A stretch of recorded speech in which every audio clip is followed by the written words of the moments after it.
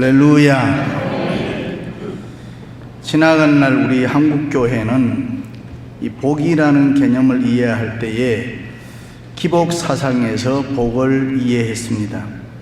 과거 우리의 조상들을 복이라 하면은 건강하게 오래 살고 부자 되고 성공하고 출세하고 자식 많이 낳는 것, 특별히 아들을 많이 낳는 것이 복이라고 생각했습니다. 이러한 사상 배경이 있기 때문에 우리는 성경을 읽을 때에 이 복이라는 단어가 나오면은 성경이 말하는 복은 정말 어떤 복인가라는 것을 생각지 아니하고 살피지도 아니하고 의뢰이 출세하고 부자 되는 것 복이라고 생각했습니다. 그것이 아니라는 말은 결코 아닙니다. 그래서 성경이 말하는 복의 개념을 놓칠 때가 많이 있습니다. 성경은 부자 되고 성공하고 건강해서 장수하는 것보다가 더 중요한 복이 많이 있다라고 우리에게 가르칩니다. 예를 들면은 복 있는 사람은 악인의 길을 쫓지 아니하고 죄인의 길에 서지 아니하며 오만한 자의 자리에 앉지 아니하고 오직 여호와의 율법을 즐거워하여 그 율법을 주야로 묵상하는 자로다. 할렐루야. 여기에 복 있는 사람은 어떤 사람입니까? 하나님이 기뻐하시는 경건한 인격을 가리켜서 복되도다 그랬습니다. 또 하나 하나님이 기뻐하시는 삶을 살아가는 사람을 복이 있는 사람이다 라고 했습니다. 믿습니까? 다시 말해서 돈이 없어도 출세를 많이 못해도 아들을 많이 못 낳아도 하나님이 원하시고 하나님이 기뻐하시는 삶, 악인의 길을 쫓지 아니하고 죄인의 길에 서지 아니하며 오만한 자의 자리에 앉지 아니하고 경건하고 겸손하게 하나님 경외하는 삶을 살아갈 수 있다면 바로 그 사람이 하나님 보시기에 복받은 사람이라는 것입니다. 믿습니까? 물론 그렇다고 해서 세상에서 돈 많이 벌어서 부자 되고 출세하고 성공해서 존경받는 것 복이 아니라는 말은 결코 아닙니다. 성경은 그것도 축복이라고 말합니다. 눈에 보이는 물질, 재물 그것도 성경은 상당히 많은 부분에 걸쳐서 복이라고 가르치고 있습니다. 성경에 나타난 복의 개념을 유심히 우리가 살펴보면은 처음 구약 시대에는 하나님께서 복에 대해서 말씀하실 때에 우리 인간이 좋아하는 것, 육신적인 것, 물질적인 것을 축복이라 그렇게 가르쳤습니다. 너가 말씀에 순종하면 좋은 땅을 얻게 된다. 곡식이 풍성하게 된다. 건강해서 장수하게 된다. 창대하고 왕성해서 부자 되고 거부된다. 그것을 복이라고 가르쳤습니다. 그러다가 점차적으로 물질적인 복, 육신적인 복만이 아니라 하나님의 말씀에 순종하며 하나님의 뜻대로 살아가는 삶이 축복이라고 또 가르칩니다. 그리고 신약시대에 와서는 인격적이며 영적인 차원에서 복을 축복이라고 예수님께서 가르치십니다. 예를 들면 산상수훈에서 심령이 가난한 자는 복이 있나니 애통하는 자는 복이 있나니 온유한 자는 복이 있나니 의에 줄이고 목마른 자는 복이 있나니 긍휼히 여기는 자는 복이 있나니 마음이 청결한 자 복이 있나니 합평케 하는 자 복이 있나니 그것은 다 인격적이고 영적인 축복을 우리에게 말하는 것입니다. 그래 영적인 축복이 최고의 축복인 줄로 믿습니다. 다시 말해서 우리가 이렇게 이해를 해볼 수가 있습니다. 어린아이들에게 복을 가르칠 때 아무개야 복이란 하나님의 뜻대로 경건한 삶을 살아가는 것이다 라고 가르치면은 어린아이는 그 얘기가 무슨 얘기인지 무슨 말인지 이해를 못합니다. 처음 어린아이들에게는 아이들이 좋아하는 장난감 아니면 좋은 음식을 사주면서 너 복받았다 그렇게 가르치고 그 다음에는 어느 정도 성장했을 때에 장난감 많이 가지는 거 맛있는 거 많이 먹는 거 복이 아니고 부모님 말씀에 순종하며 착하게 살아가며 열심히 공부하는 거 복이다. 차원이 점점 높아질수록 다르게 가르치는 것입니다. 그것을 신학자들은 점진적 계시라 그렇게 합니다. 한꺼번에 다 보여주면은 뭐가 뭔지를 모르니까 하나씩 하나씩 조금씩 이해시키면서 보여준다는 것입니다. 그렇습니다. 축복의 개념도 마찬가지입니다. 하나님께서 처음부터 경건한 삶을 살아라, 인격적으로 바르게 살아라, 성령 충만한 삶을 살아라, 빛으로 소금으로 이 세상에 본받게 살아라, 뭐 그렇게 가르치면은 수준 낮은 우리는, 우리의 옛 사람이나 신앙생활을 막 시작한 초신자들은 이해할 수가 없습니다. 그러면 뭐 때문에 예수를 믿는가, 뭐 이렇게 된단 말이죠. 그러므로 육신적인 거, 물질적인 축복을 통해서 먼저 복을 가르칩니다. 그래야 이해가 쉽다 이 말입니다. 이해됩니까? 그렇습니다. 좌우간 하나님은 오늘 또 우리에게 복 주시기를 원하는 줄로 믿습니다. 우리에게 필요한 육신적인 축복도, 건강의 축복도, 물질적인 축복도, 그 밖에 모든 필요한 축복도 우리에게 다 주실 줄로 믿습니다. 할렐루야. 그런데 거기서 멈추면 안 된다는 것입니다. 하나님은 우리가 보다 더 높은 차원의 영적인 축복을 누리기를 원합니다. 믿으시면 아멘. 하나님과의 올바른 관계를 맺고 이 세상에서 빛으로 소금으로 하나님이 기뻐하시는 인격으로서의 삶을 살아가기를 원합니다. 그래서 우리는 하나님께서 왜 우리에게 복을 주셨을까? 왜 하나님이 나를 잘되게 했을까? 왜 내가 오늘 이렇게 성공적인 삶을 살아가게 하실까? 그 다음에 좀 생각을 해야 됩니다. 가끔 자신에게 물어봐야 됩니다. 오늘 많은 그리스도인들이 하나님이 나를 살기 좋은 미국 땅에 보내주셨다, 하나님이 나에게 건강의 복을 주셨다, 하나님이 나에게 물질의 복을 주셨다, 하나님이 나에게 성령으로 충만하고 믿음생활 잘나게 해주셨다 라고 말은 하면서 그 다음이 없다는 것입니다. 내가 이런 축복을 받았습니다. 거기서 끝날 때가 많다는 거예요. 그 다음 사명이 있습니다. 믿습니까? 일찍이 하나님께서 아브라함에게 내가 내게 복을 줄 것이다, 거기서 끝난 거 아니에요. 그 다음이 중요해요. 너는 복의 근원이 될지니라 그래요. 복의 근원이 뭡니까? 내가 받은 복을 다른 사람에게 나누어 주라, 너 때문에 축복받는 역사가 있게 해라, 뭐 이런 말씀입니다. 다시 말해서 하나님께서 나에게 복을 주신 것은 나만 잘 먹고 잘 살라고, 나만 예수 잘 믿으라고 하는 것이 아니라 내가 받은 복이 필요한 모든 사람에게 나누어 주라, 그것 때문에 나에게 복을 주셨다.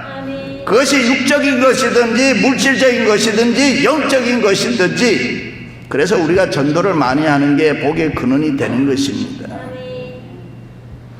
그것이 영적인 복이든 육적인 복이든 물질적인 복이든 하나 우리가 분명히 기억해야 되는 것은 나누라는 것입니다.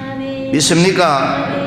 영적인 복, 육적인 복, 물질적인 복, 나 혼자만 사는 것이 아니라 복의 근원 되기 위해서는 다른 사람을 위해 살아라.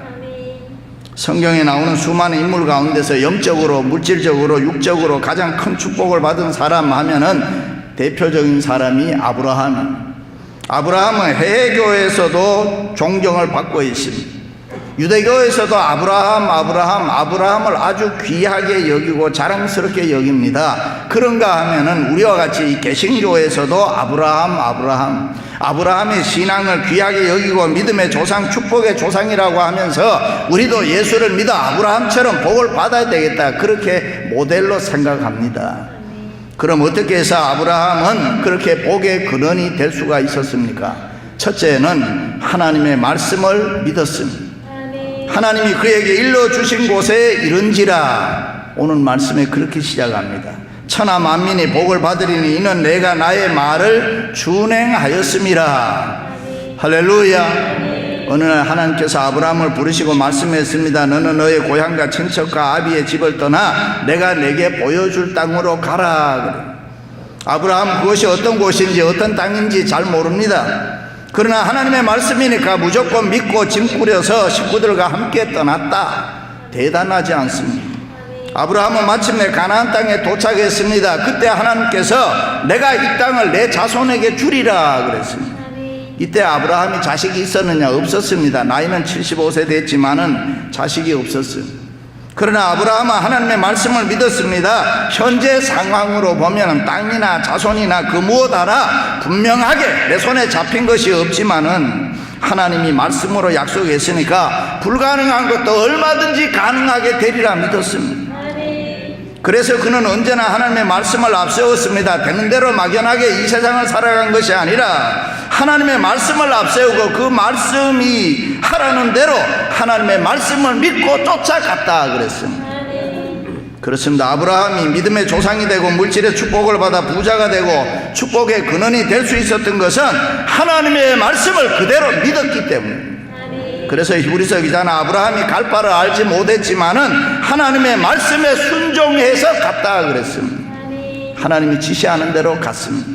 계산하지 않았습니다. 따지지 않았습니다. 하나님의 말씀이니까 그 말씀대로 믿고 살았을 때에 복의 근원이 됐습니다.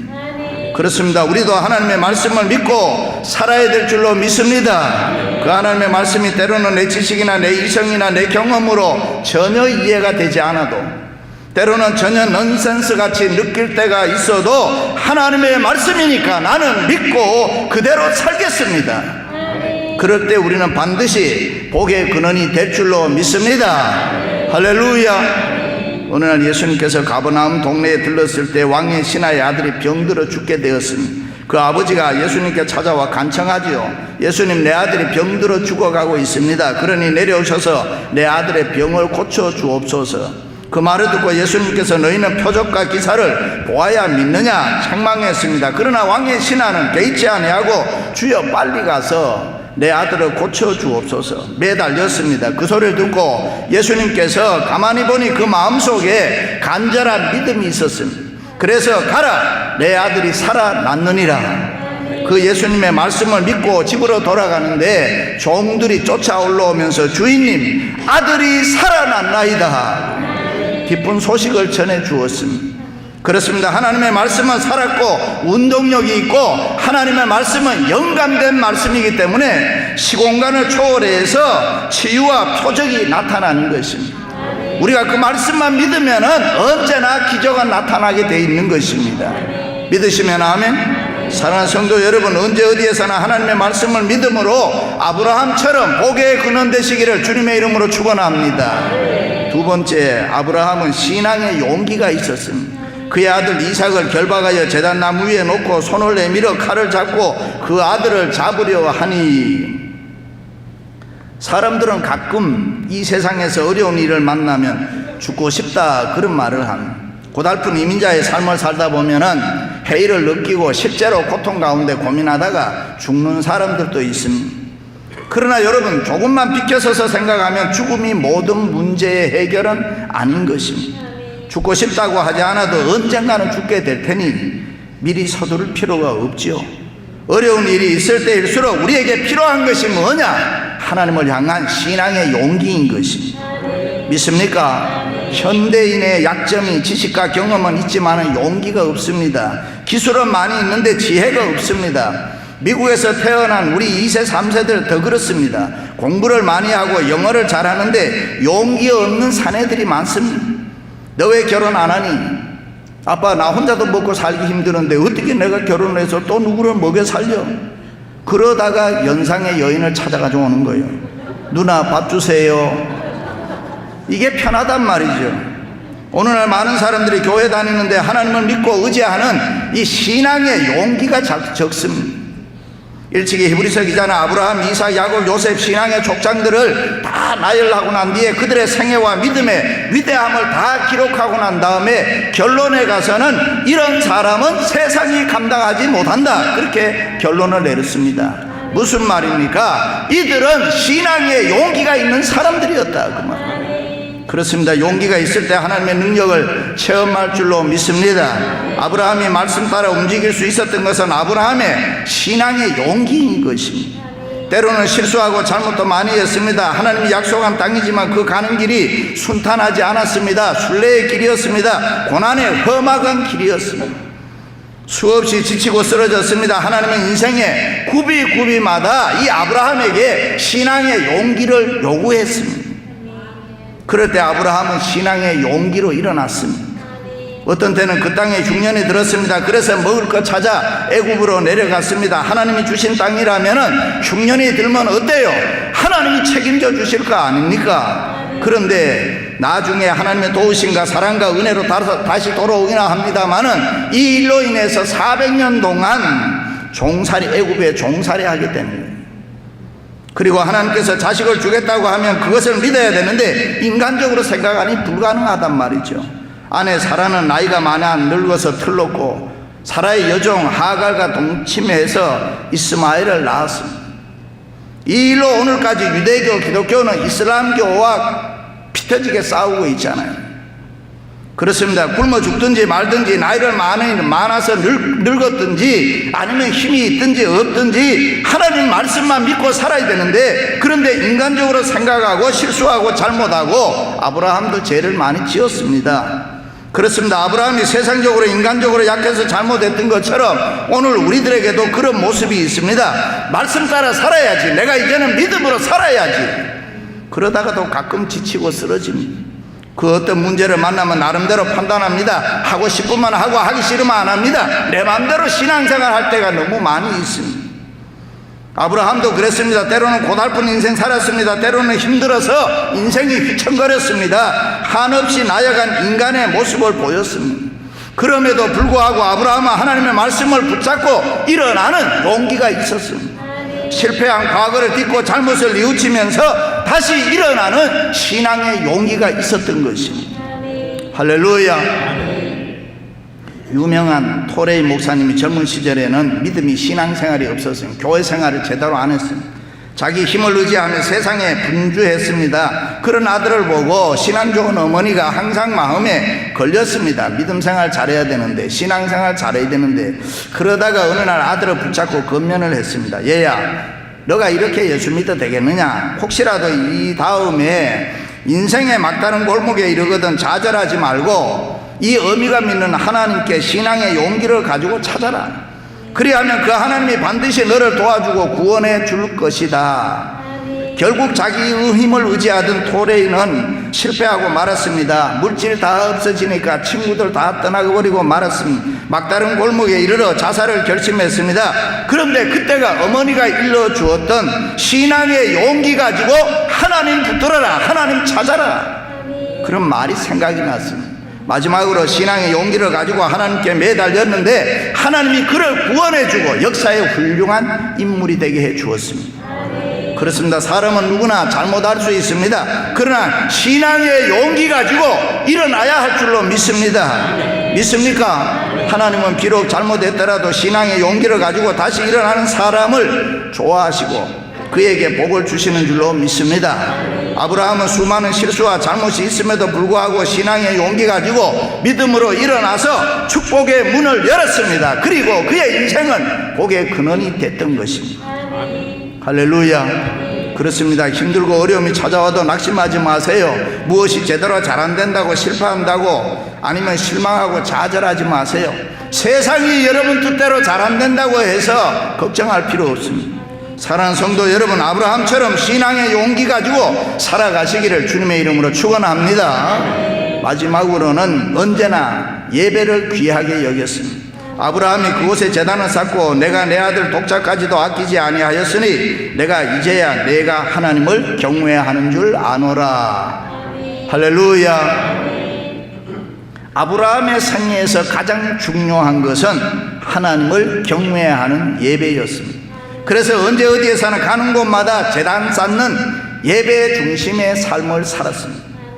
여러분이 잘 아시는 대로 가나안 땅은 우상을 숭배하는 이방 나라인 것입니다.